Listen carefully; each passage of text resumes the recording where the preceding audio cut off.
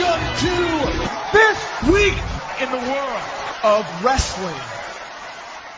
Welcome to TWitWoW, the best wrestling podcast made for wrestling fans, by wrestling fans, on the web today. I'm John, that's my cohort and commentary, Ashton, and don't turn the channel because this really is our ROH review.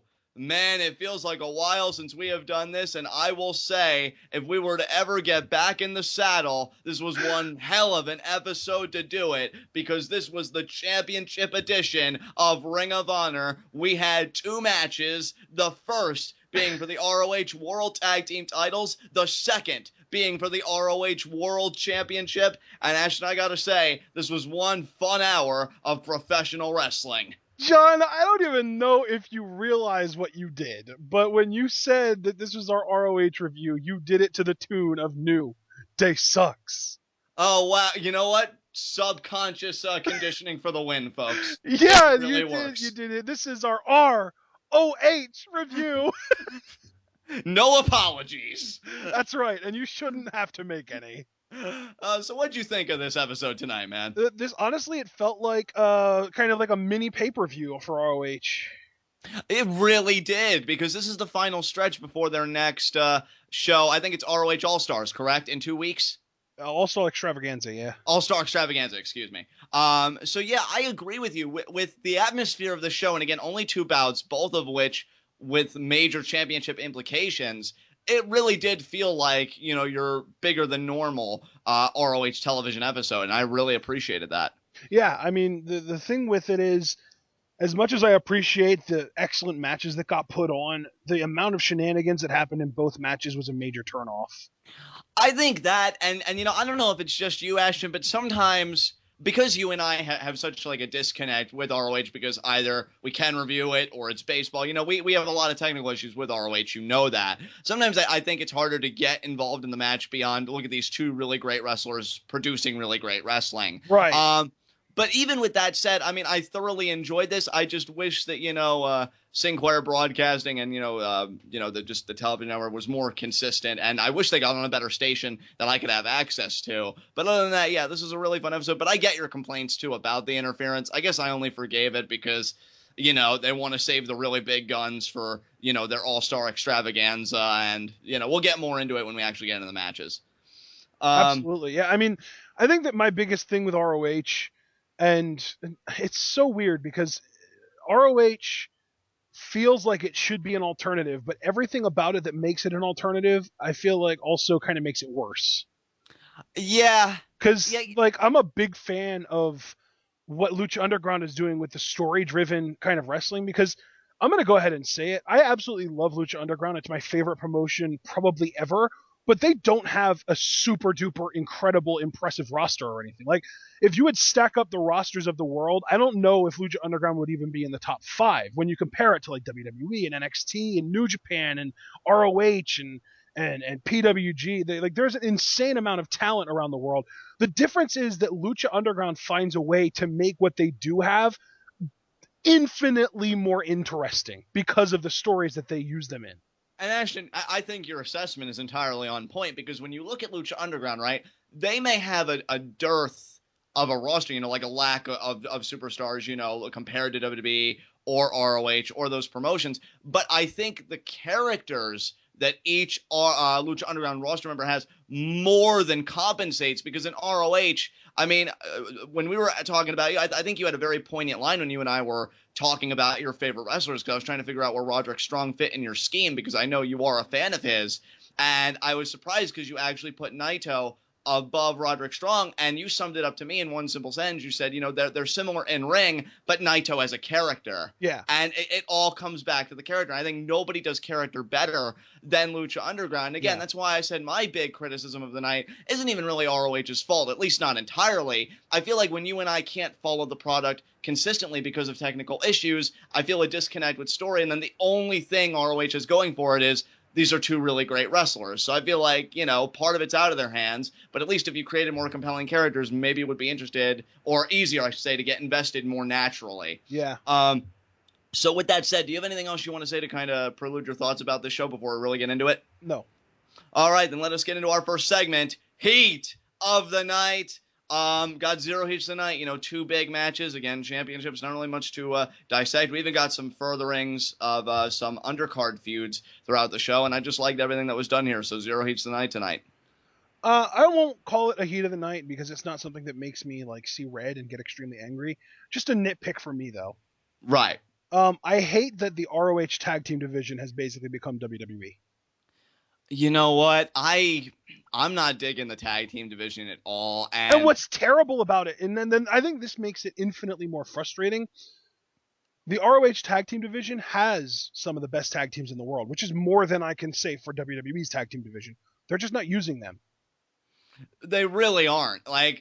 I'm sorry, guys, and this is no disrespect to either guy. I have no ill will towards either performer, but I just can't conceive why in 2015 the Addiction are your tag team champions. And even then, I understand that they're good heels and that but the thing is, people don't want to see them lose the titles for the right reasons, I think, because people don't want to see Daniels and Styles get their asses beat to the point that they would pay money to see them lose.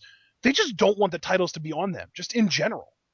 Yeah, I mean, guys, I really feel a disconnect with the Addiction because I don't even feel annoyed with them or I enjoy them, seeing them get the crap beat out of them. Even take Seth Rollins, who, Ashton, I'm a huge fan of. But I love when he's in the ring with a guy like Brock Lesnar because I know he's going to get the crap beat out of him. Right. So in that way, he's doing his job. With the Addiction, just all around, it's just meh for me. And it really is a shame because I feel like the last episode of ROH that you and I were able to watch when it was Red Dragon versus the Kingdom, I love the Kingdom's heel work in that match, taking out Kyle O'Reilly with the assisted pile driver on the outside. Yeah, dude, and that's my thing too, is that we were watching that match and all I could think of is I almost caught myself because I was starting to think God, I really hate these guys. I want to see them get their asses kicked. I want them to lose. And then I took a step back and I was like, oh my God, these guys are amazing heels. I never really get that sense with the Addiction. All I ever feel with the Addiction is, well, kind of hope this match ends soon. Yeah, and I mean, I don't want to transition right, I guess, into talking about the match because, we're still on the Heat of the Night segment. But, I mean, the match tonight was good, but I'll be honest with you, Ashton. And again, for any commenters that are able to keep up with ROH consistently, please correct me in the comments if I'm missing something because, I am suffering from narrative gaps here. But I'm just watching this match and I'm just saying to myself, how are the Kingdom not ROH Tag Team Champions yet? Because I feel like their stock has never really been higher, especially with this storyline with Adam Cole. And I'm really hoping, I can tell you right now, I'm really rooting for them at All-Star Extravaganza to win the tag team titles. I feel like it's their time. I feel like, pull the trigger now. They've never been better. And I just want the Addiction to go away. So that's really where I am with the tag division. I don't know if you know what, though, that. John? I don't think they're going to do that. And again, people in the comments section, correct me if I'm way off base here, but I have a really strong gut feeling that the Addiction's going to hold the titles until they eventually drop them to Future Shock. Oh, God. But see, Ashton, wouldn't you agree, though, that it would make more sense if the Kingdom dropped the titles to Future Shock, given that whole story? I'm not even disagreeing with you. I do think you might be right, but that's why it's so frustrating, because I feel like it doesn't even make narrative sense. The story... Yeah, that's true. And see, the only... No, dude, you're completely right. I didn't even think about that. I mean, my thing, though, is again, we need to take into account that ROH cares more about the prestige of their championships and match quality than telling the most compelling story. And see, this is why, and I hate to always keep going back to this, especially, on videos that it's not appropriate to do so because that's not the central theme, but this is where Lucha Underground hits that sweet spot, though. Yeah. Because I feel like when you look at their first big Lucha Underground world champion in Prince Puma, I feel like he really raised the prestige of the title and was also really an interesting and compelling character, even if you only want to look to the early episodes where they laid his groundwork. And then who does he drop the title to? Mil freaking Muertes, who has an amazing character, and he's going to go on a tear. So, I think ROH has got to find that balance, man, because I don't disagree with you, but that's precisely the problem, because what you've just said, I think is a huge thing for ROH to overcome. I'm hoping they can, because to me, the idea that the Kingdom is not leading this division right now as the champions, to me, is just a sick joke. So with that said, You know what, though, John? It's so funny because I guarantee you a lot of people in the comments are going to disagree with us because there are a lot of people that legitimately, like, X-Pac style hate the Kingdom. and you know what? Of course, that's fine. Like, people don't even just, like, it's not like they hate them because they're good heels. They just flat out don't want to watch them wrestle. Like, they just hate them to that level. And I just don't get that at all. I mean, I don't get it either. I'm just letting you know that there are going to be people that feel that way. And the craziest thing is the Kingdom have never won the ROH World Title or tag titles. And see, like, here's the thing, Ashton. I've always been a fan of the Kingdom, right? But I could understand why they haven't won the titles before, maybe whatever. But this is the perfect time for them to do it. You have got the heat. You've been doing despicable things. I love the whole angle with Red Dragon and the dissension with Adam Cole. I'm loving all of it. I feel like this is snowballing, hopefully, for them to win the titles at All-Star Extravaganza. I don't know if I would lock them in as my logical pick, but I would sure as hell lock them in as my emotional one because And I mean, to me, like, the thing with them is if they seriously do the Kingdom versus Future Shock, I mean, regardless of tag championships or not, that could be your, like, Edge and Christian versus the Hardy Boys from 2003. You know what I mean? Like, that could launch at least two of the four guys, if not more than two, into main event status. Yeah, because, I mean, here's the thing, Ashton. You and I have talked about for a long time. I see a huge upside in Mike Bennett. I love Mike Bennett. Matt Taven is I feel like Taven has the lowest ceiling of the four. Right. Because he is admittedly kind of bland. I still enjoy his work, but most people don't really care about him. Right. And he was great when he was with the House of Truth, but so is everyone when they're with the House of Truth. Yeah, exactly. You know, Mike Bennett, though. To me, you look at those two tag teams, and you've got three future main eventers of those four guys. Absolutely. I mean, Adam Cole, he's already the main eventer of the universe, as you and I talk about consistently. Perpetual high spot. That's not changing. Exactly. Kyle O'Reilly. By the way, the idea that there was complete absence of Adam Cole on this show, that's my emotional heat of the night. How's that for you? But Kyle O'Reilly, he's excellent, but this would be great for him. It's something different because I'll be honest, too, and I'm going to get a lot of flack for saying this. I enjoy Red Dragon, but I got to be honest, it's cool seeing... I am kind of sick of them. Yeah, it's cool seeing They've been together for over 2 years now. Yeah, it's cool seeing them do something new. It really is. It's nothing even against either guy. I'm just glad Red Dragon won their first ROH tag titles in March of 2013. Wow. That's so crazy. They've been together for a minimum of 2.5 years at this point. And you know what? Credit to them, because the way they work, you'd think it was so much longer than that. Like, I feel like when I watch it, I'm like, these guys have been together for like, what, 5 years or something? So, like, only 2. That is a bit surprising still. They kind of debuted as a team on December 16th, 2012. Right. So it's going on 3 years for Red Dragon as a tag team. And I mean, it doesn't even need to be like one of those violent, like, I hate you, Kyle, I hate you, Bobby, we need to fight now kind of breakups. It can just be kind of like what happened with the Wyatt family, where they just kind of mutually part ways, and, you know, and Rybaxel too. It happened with them too. Yeah, I mean, not every, tag team has to suffer a disillusion by way of like a blood feud, right. And that's what I will give. Not every tag team has to be Steen and Generico, okay? Exactly, which I will give ROH credit for that, though, because it seems like by putting Kyle O'Reilly in the world title hunt and Bobby Fish in the world television title hunt, they are trying to force that split just amicably. Like, look, we've got these other ambitions. I mean, Future Shock is obviously going to be just like a natural wedge. Exactly. So, hopefully they handle it well. But yeah, I mean, I'm really glad we got to have this discussion just by the blandness of the tag division, because I think when the Kingdom gets in there and wins those titles, which is hopefully soon, as in 2 weeks, it'll be that much needed shot of adrenaline.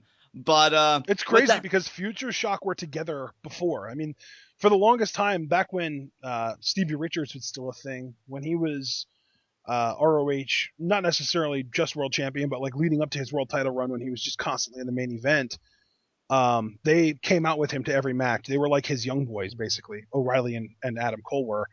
And they were a tag team, and they, once Davey, I don't remember if he turned heel. I think he might have done like a weird like semi-heel turn at one point that just didn't really work out. And like Kyle O'Reilly and Adam Cole split up because one of them didn't want to be, that's what it was. Adam Cole didn't want to be Davey Richards' young boy anymore. He basically wanted to kind of break out on his own. And Kyle O'Reilly was all about respect and treating your seniors or elders or superiors or whatever you want to call it with respect and that kind of stuff. And they ended up having a massive feud, and it was a blood feud. They hated each other. Like there were matches that had color in them and everything between those guys. And it's just crazy to think that while they had their tag team run, which was brief to say the least, but they didn't win the titles, and now they're getting back together, and they're both, I mean, one of them is a massive star, and the other one's on his way. Right. So, I'm just, again, glad to see the whole scene shaken up. And again, that cause could certainly be furthered along if we just give the Kingdom that rub that I really think is coming to them. But with that said, let's just keep the ball rolling on this tag team talk with our ROH review. And yeah, we started with our world tag team title match of the Young Bucks versus the Addiction. Now, I just want to get the elephant out of the room right now. The Young Bucks being baby faces throws me off so much. It does me too. Because here's the thing, Ashton, and I know I told you this in conversation. When we're watching this, they recap from an episode a few weeks ago where the Addiction beats down the Young Bucks, and I actually saw that. I think I just went on Time of One Night randomly, and I see it playing, and I watch it. I may have been waiting for another show to come on for you and I to review that night, and they were finishing that up. And I saw the Young Bucks being beat down, and I'm like, this is so awkward to see the Young Bucks so helpless and being like, those baby faces in that kind of role. Normally, they're the ones doing the beatdowns. Now, what I liked about this, though, I think I was only able to really accept it more and ease myself into it more because the Young Bucks didn't change their tactics. They still did the suck it. They still did the things that we love them, for. They were the Young Bucks. Nothing really changed.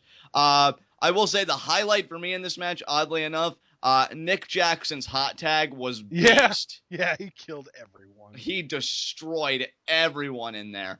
I actually got excited when the Kingdom interfered and they took out the Addiction and just left the Young Bucks in there with, I believe it was Kazarian, because Daniels is on the outside.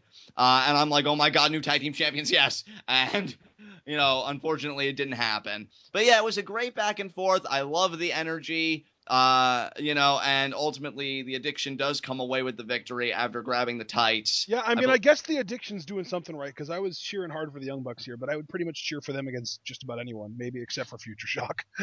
I will say, I do like that Christopher Daniels has this nickname going on, the General, I guess, being like, because I think he's in his 40s now, Christopher Daniels, and just being that older guy. He's been in his 40s for what seems like a decade.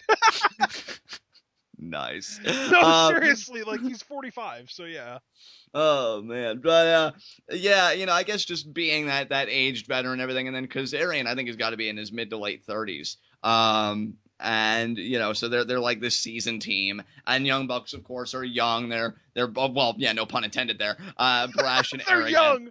They're Bucks. They're the Young Bucks. Oh my goodness. The tag team equivalent of Super Crazy.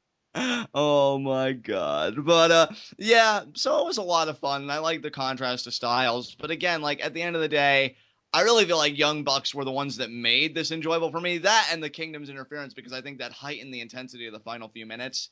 But really, this match, I think, was only really meant, honestly, to further the greater story, and that's, the tag team title situation in All-Star Extravaganza, because Nigel McGuinness comes out and he says, hey, when you founded ROH, did Christopher Daniels actually found ROH? Because I feel like that's what Nigel McGuinness said. And it kind of made me widen my eyes. Like, what? I don't know. I don't know about that. Yeah, I don't know what role Christopher Daniels played in ROH, but I'm curious. I'm going to look that up while you talk. Yeah, because Ashton's a real journalism, people. You watch. But journalism my ass off. Yeah. So while he's doing that, McGuinness comes out. The founder was Rob Feinstein. Yeah, I figured. So I'm like, what the hell is he talking about with Christopher Daniels? I don't know. It was Christopher Daniels. He wasn't even the inaugural champion, was he? I don't know. He might have been in the first match. Okay. I think the first ROH match was Daniels, Styles, and Joe or something like that. Or no, okay. You know what? I think it was Daniels, Low Key, and Joe. Okay. And see, there's your journalism for the evening, courtesy of TWitWoW. But McGuinness pretty much explains to Kazarian and Daniels, we have clean finishes and we have decisive winners. You may not believe in that, but some people still do. So, and it's because of the Kingdom. He calls. Oh my God, the coincidences are too strong right now, John. What have you noticed, my friend? The first show that ROH has ever put out had a triple threat, I believe, involving Bryan Danielson, Christopher Daniels, and Low-Ki. But the semi-main event was Eddie Guerrero versus Super Crazy. Wow. So pretty much McGinnis says, hey, Kingdom, it's your fault. You're a bunch of wankers. You started all this to begin with. He called them wankers, John. I know. I chuckled. You bunch of wankers. And he said, by all accounts, I should just give the Young Bucks your title shot in 2 weeks at All-Star Extravaganza, but you do have a contractual obligation to it. So instead, I am just going to add them to the match. So now we have got a triple threat tag team title matchup, the Young Bucks versus the Addiction versus the Kingdom. I love the Young Bucks, but go Kingdom, seriously. And yeah, that was pretty much that. So what were your thoughts on the matchup, Ashton? Do you have anything you want to say about it? Oh, no, I mean, it was a fun match. I definitely got into it, just cheered for the Young Bucks, so I guess the Addiction's doing something right. Yeah, like being able to have people desire them, wanting to go away. But regardless, they walk away with the titles yet again. That was just an alphabetical scramble that you just spouted out there. Yeah, I know. So they retain again. The reign continues. We'll see what happens in 2 weeks. But I guess moving on, what do we get after this, brother? After this, let's see here. We had an Inside ROH with Mandy Leone, the exotic goddess, I guess. And this was just going over the whole Dalton Castle-Silas Young feud, where Dalton pissed Silas off and then pinned him thanks to the Young Boys' distraction, and then Silas Young challenged him for the Young Boys. Dalton Castle accepts, but he also wants to add that if Silas loses, he has to become one of Dalton's Young Boys. And then Silas Young cuts a promo and agrees and talks about how when he gets those Young Boys, he's going to turn them into men and make them misogynists and rude. You know what? I gotta say, man, I think every time I see Silas Young, my appreciation for him grows, because his whole character, right? It's not very nuanced. It's this quote unquote, real man. But you know what? First of all, his character is literally just a caveman. Yeah. And you know what? It's not exactly anything, like I said, it's not anything nuanced. It's not anything new. But first of all, for me, it is so much better heel material than just the evil foreigner. I think that trope has been so overplayed. So this is one that, because I haven't had as much exposure to it, I can embrace it a lot more readily. And two, I think this is one that really only improves with time, because, we're living in an age where these norms are challenged and all things like that are kind of having an upheaval. But here's Silas Young being like, no, if I'm going to insult a woman, I'm going to insult a woman. Like, what a prick. I love it, though, because it's just so simple and direct. And yeah, I just think Silas Young is great. I'd almost think, I'd like to see Dalton Castle in this kind of crisis without his boys, but I don't know if that's necessarily going to happen. I enjoyed Dalton Castle just, telling Silas Young, hey, you're going to make a great Ottoman when I beat you. I thought that was a great line from Dalton Castle. So yeah, I'm still enjoying this feud, and kudos to ROH for finding a clever way to raise the stakes, because if this was just another matchup because Silas Young felt like his manhood was being mocked by Dalton Castle, I wouldn't be so into it. But these are some interesting stakes going into this match. Yeah, absolutely. Okay, so now we get our second match of the night. But before we talk about that, because they did this weird thing where they started the match, and then we got a mid-match promo from somebody not even involved in the match. Work on your format, ROH. And then they resumed the match. So let's talk about the random out-of-context promo from Cedric Alexander and Veda Scott. Okay, I agree with everything you said, right? And, I know I gave you some flag in conversation, some playful flag, mind you, about when we watched NXT and the whole pun with Ty Dillinger, more like Cry Dillinger, and I really learned that you were a pun guy. Well, I learned apparently that my sense of humor is just as bad, because Cedric Alexander says in this promo, oh, Moose, you want to be world champion so bad, but I put a wrench in that. What a ham. You would find that to be the most memorable part of this promo. Hey, it was clever, okay? I'm not going to deny that it was clever, but it's just funny to me that that's what stood out to you. And, Veda Scott, who I also enjoy, I've watched promos from her. well, on YouTube that she did for other promotions, and I've even seen her compete in ring and Force One, so I have a little bit of familiarity with Veda Scott outside of ROH, and I liked what she did here because she pretty much told Stokely Hathaway, it's because of me that Moose got to where he is, and now it's because of us, gesturing to her and Cedric, that we're going to end his career. So Cedric pretty much being like, I'm going to beat you again, and Veda Scott being like, I was the best thing they were having you guys, and now that I'm gone, we're just gonna end you. So I liked it. Well done by these guys. Oh yeah, definitely. I mean, it's just funny to me that like they cut this long drawn out promo, and the first thing that comes to your mind is threw a wrench in it. Yeah, that was great. Oh my god. Well, that being said, let's talk about the actual main event match, which was pretty exceptional. It was exceptional. If I had only one nitpick, which I guess you could also take as a compliment of the performers, I hated how many commercials we got in this thing. Yeah. Because I felt like just as this main event really established a flow, and I was taking a deep seat, bam, you get a commercial and somebody's trying to sell me a Hyundai. Like, I'm not into that, man. Like, I want to see this match bell to bell. But you know what? These two guys, I've got to say, they are magic together. Because they went 60 minutes at Death Before Dishonor. I believe it was 13. And, it was great. And it was chaotic, and Roderick Strong just showed, yeah, I can go for days, and so did Jay Lethal. And then this rematch, I think it has a very similar tone, because it's just right out of the box. They do, the whole handshake, showing of honor. I forget what exactly they call it. But even, like, they don't break the handshake. They go right into the right hand. It's just a barrage. Code of honor. Thank you, Ashton. Code of honor. And they go right into the barrage of right hand. So they carry that tone from the Death Before Dishonor match in this rematch, and I just think that's so smart. And really great heel tactics from Jay Lethal, because of course the House of Truth gets involved at one point. Roderick Strong, though, his comebacks are amazing. Loved how much Ashton was getting into this match, because there were two points in this match, like in succession, where Roderick Strong nailed knees to Jay Lethal's face, and Ashton just popped for both of them. I thought that was so cool. And Dude, yeah, these I two, love Roddy's knees to the face. yeah, they're brutal looking, dude. But yeah, these guys, they killed it. They tore the house down. Like I said, they're magic together. And Roderick Strong got protected because Jay Lethal, it took multiple super kits, a world title shot to the face, and 2 lethal injections to put him down. So good God, if you don't look like the toughest man on the planet. So Jay Lethal continues to hold on to both belts. I'm loving what they're doing with him. I'm kind of hoping that maybe they follow a similar path with Seth Rollins, but that remains to be seen. I can't believe 2 different heels, like in 2 big wrestling promotions, are both dual champions right now. That's crazy to think about. But Jay Lethal continues to roll on. After the match, he's celebrating with his gold. But Red Dragon comes out, not to the ring, but they're just on the stage, and they kind of gestured him like, hey, we're coming for your titles. Bobby Fish, the world television title. Kyle O'Reilly, the ROH world title. So after a game effort, I like how they kind of tease Jay Lethal.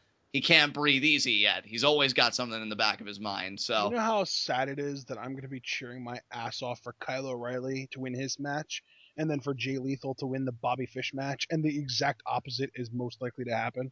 I know, right? Oh, man. We'll see, man. Jay Lethal with the House of Truth has been virtually untouchable. I don't know how long they're going to let this dual title reign go on for, but I'll tell you, the guys who beat him for both belts, or if a guy just beats him with like a winner-take-all kind of scenario, man, are they going to be made. I'm loving how Jay Lethal's been built up. What a great heel he is. Yeah. I keep marveling at him. Hell, you know me. It's funny, guys. I just want to tell you a quick story, seeing as that we're finally doing another ROH review. Me and Ashton, we looked at the PWI 500 recently. Oh, God, and we talk about that. It was garbage. I know it was garbage, people. There were a lot of faults, but one of the biggest faults I had, keeping it to ROH, I really thought Jay Lethal should have cracked the top 10 for the year he's had. I think he came in at number 14, and I was happy for Rusev because he came in at number 8, but I would have had them switch out. I understand that Rusev has been impressive, but to put him in the top 10 just seems like blasphemy to me. It does. And Rusev's grown on me a lot this year, and I've been very praiseworthy of him. But even I recognize, like, I could see if he continues on this trajectory going into next year, but this was Jay Lethal's year if we're talking about heels. Yeah. Him and Seth Rollins, who got number one, to be fair, so I have no qualms with him. But Even Jay then, Lethal, I would man, argue he's that had one hell of a Cena- year. Yeah, because Cena came in at number 2. And Cena, I feel like, has been having one hell of a year. But this is not a PWI 500 discussion. I'd love to have one with you, but I want to keep the focus on Jay. My point being... and I don't even feel like I want to have a discussion about the PWI 500 because it's just so garbage. I know. It was really bad, people. Really bad. But my point being, Jay Lethal's been so impressive. He ended Jay Briscoe's 2-year undefeated streak. He's carrying 2 titles right now. He's been carrying the ROH World Television title for what feels like forever. And he's been carrying the ROH product for even longer. Am I right? Hilarious. But yeah, sure. That was such a snarky laugh. I know, right? I really put my back into that one. I could tell. That was pretty awful. He's gotten his ROH World Title reign off on the right foot, at my estimation. Like, everything is going Jay Lethal's way right now. I think he's only 30, because we've had a discussion about he's only 30 or 31, still very young yet. Yeah. And he's carrying the ROH world on his back. I couldn't be prouder of Jay Lethal as a wrestling fan. It is awesome. I hope this continues for some time, because let me tell you, the babyface who steps up to him, it's going to be magic when he finally drops those belts, whether it be to one person or 2 different individuals that we may see here, but I doubt it. So we'll see. But yeah, that was the main event. Ashton, do you have anything else you want to say about this main event or anything regarding this episode? No, I don't think so. It was a fun episode. It's just one of those things where my thing with ROH is their matches are always going to be fun, right? Right. But if all I care about is fun matches, I'll watch PWG. Exactly. Like, ROH is just at this weird spot where it's not really the best at anything. Because you can't say that they're the best in ring, because freaking PWG blows people's minds every time they see it, including ours. And you can't say that they're, to me, ROH is kind of a weird, I don't want to call them, like, I don't want to insult the company, because they're still good. It's hard to explain. I think it's one of those things where the only thing really genuinely keeping my interest in ROH is their affiliation with New Japan. Yeah, I mean, Ashton, here's my thing. I'm kind of like you, right? I have no malice towards ROH. It's not like that TNA level with me where I honestly couldn't even stomach the suggestion, do you want to watch Impact Wrestling? Like, that's where I've gotten with TNA. I'm nowhere close to that with ROH. But here's the thing. When you and I have brought in our horizons, and TWitWoW, because we do all sorts of different live reactions now and all sorts of coverage. When we're covering Lucha Underground, when we cover NXT, when we cover PWG, when we cover, all these places, New Japan, we just got done G1 Climax, which was a huge affair.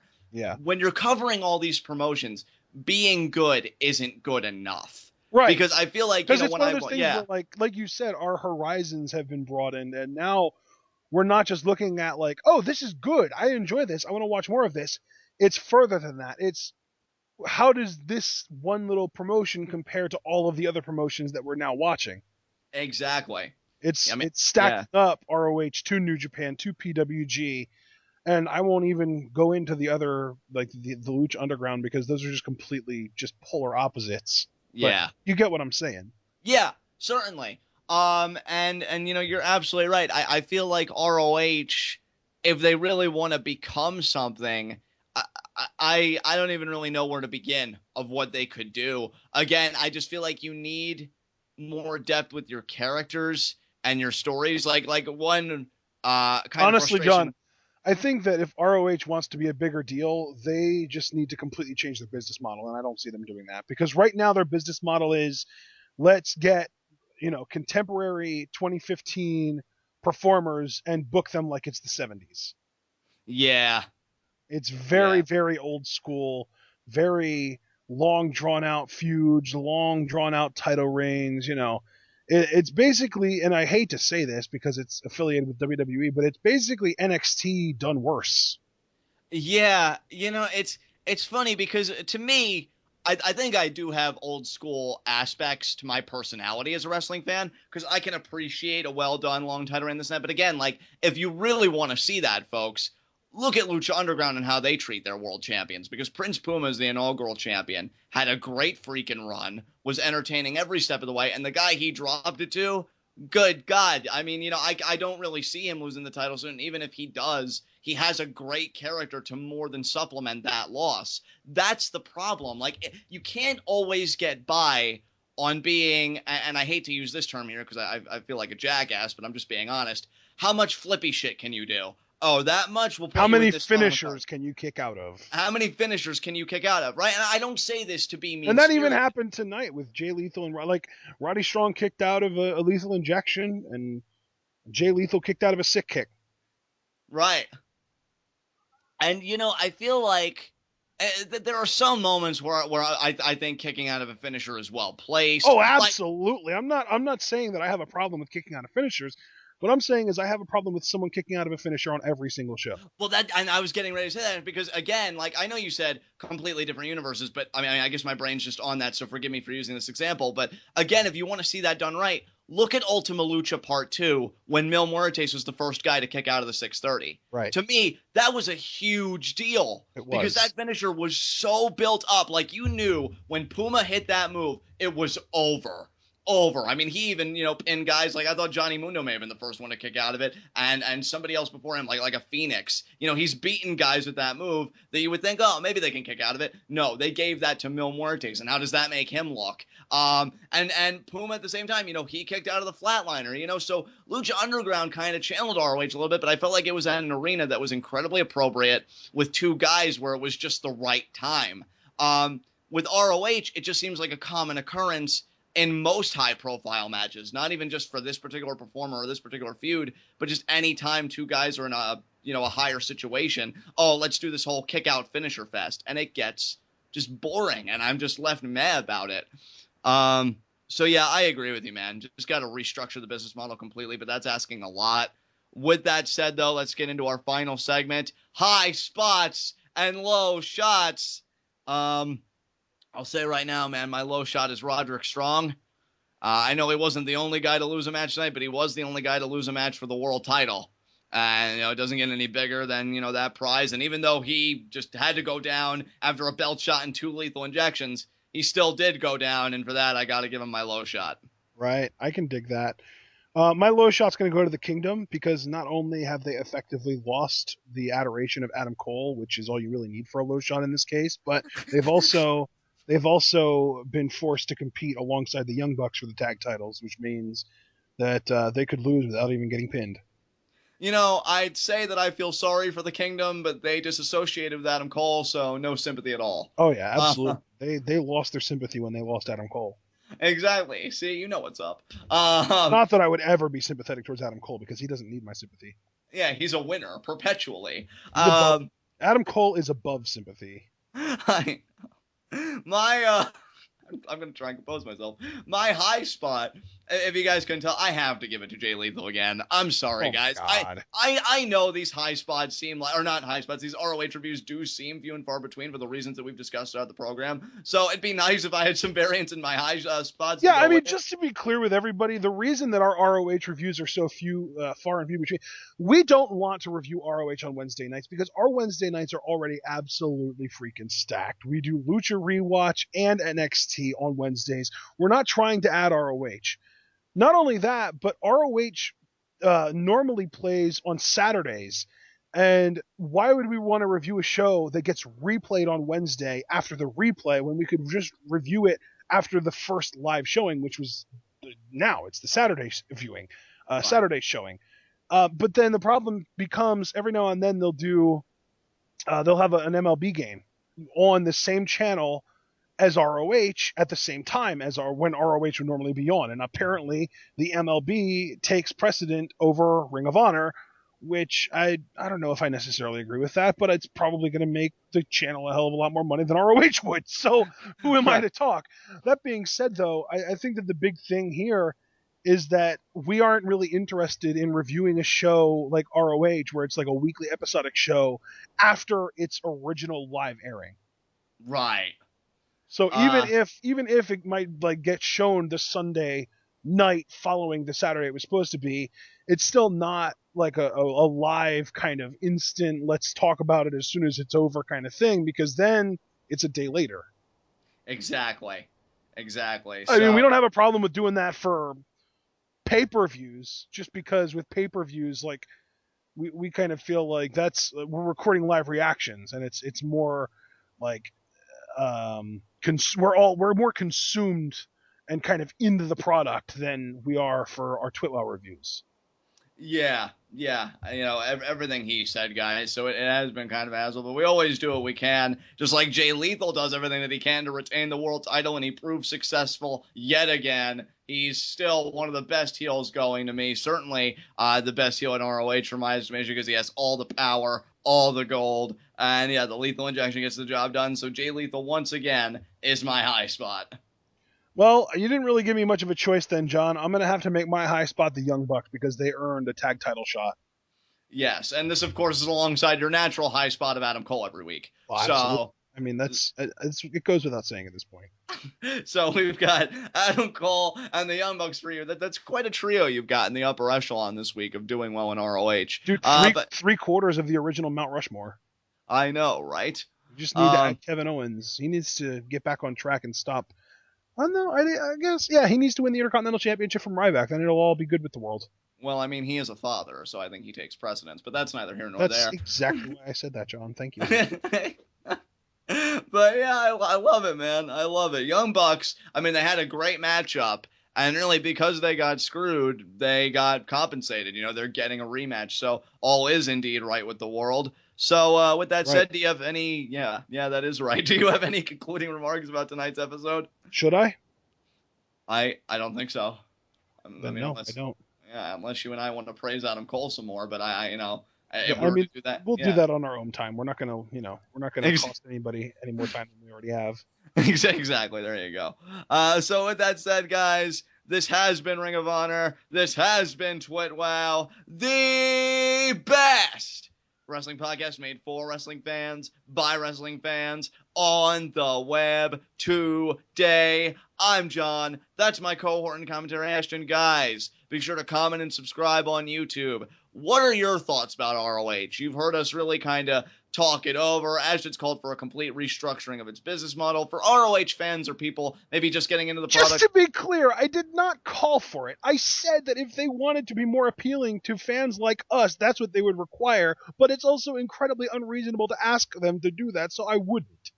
There you go. Just to clear that up, I'm not that kind of selfish wrestling fan where I think that a company should restructure the way they do things just to make me happy. I'll just, of course, care less. Yeah, dude, I didn't even take it that way. I thought you meant like if they really wanted to get that mass appeal and be a legitimate competitor in this day and age. Well, I mean, that's I don't think they want to, though. That's the thing, because the bigger scale they end up on, the more legal issues they're going to end up having, and the more trouble they're going to end up having trying to keep their talent away from WWE, which they already have trouble with anyway. Yeah, that's so true, too. That's such a great point, because it seems like every day WWE's got lawsuits coming out the ass, and ROH probably looks at that and is like, yeah, not interested. But you know what, guys? I mean, I'll rephrase my question here. What do you think some of the biggest faults of the ROH are? What do you think some of the biggest positives are? So this is kind of more of a promotion-wide question for you, but narrowing it down to the show. That's the crazy thing, too, John, is that you think about what all the benefits are to ROH, and I feel like there isn't a single thing that ROH has to offer that somebody else doesn't do better. Yeah, that's true. I mean, really, the best thing that ROH is going for them is they have Adam Cole under contract. Exactly. And you know who else has Adam Cole? Who's that? Both New Japan and PWG use Adam Cole every now and then. There you go.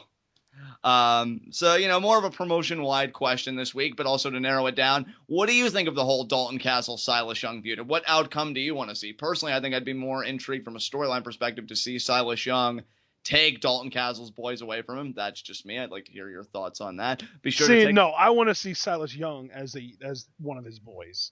Yeah, as that ottoman for Dalton Castle, as he said in his promo. You could even call him Silas Youngboy. Oh, God, this guy. Be sure to take the conversation over to Pweetoff, an amazing pro wrestling group on Facebook. But I get it. You're like, John, you're always showing this group in my face. Can't I just have something where I could talk to you guys? Actually, yes. Yes, you can. Personal messages. Exactly. Yes, personal messages for one. That is true. But two, YouTube comment section. Yes, but can I say it? 3. Okay, I can say it. Facebook messages. God damn it! 4. We actions created a TWitWoW. Don't you dare right now. No, I was going to say subreddit. Subreddit. Because I'm just finishing the promo.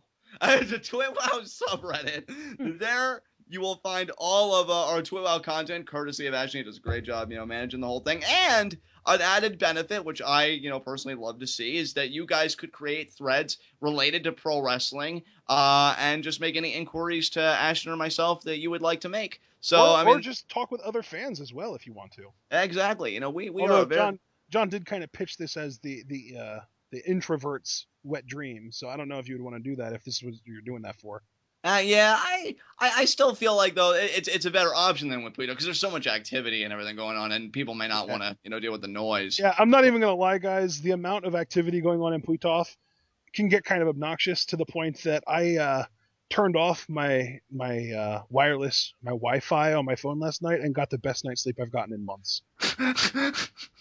Now, if that wasn't a sell, I don't know what is. So be sure to check out the TWitWoW subreddit. But until then, guys, we will see you again. Yeah, for Lucha Underground Rewatch, because as you guys know, we are done Raw reviews for the year. So we will see you again for Lucha Underground Rewatch episode, I believe, 5. So episode 5. We're going to be watching episodes 17 through 20.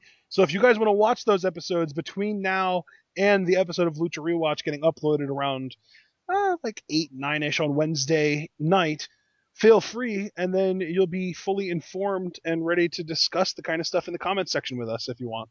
And what is better than discussions, especially discussions about Lucha Underground? Am I right, people? The answer is nothing.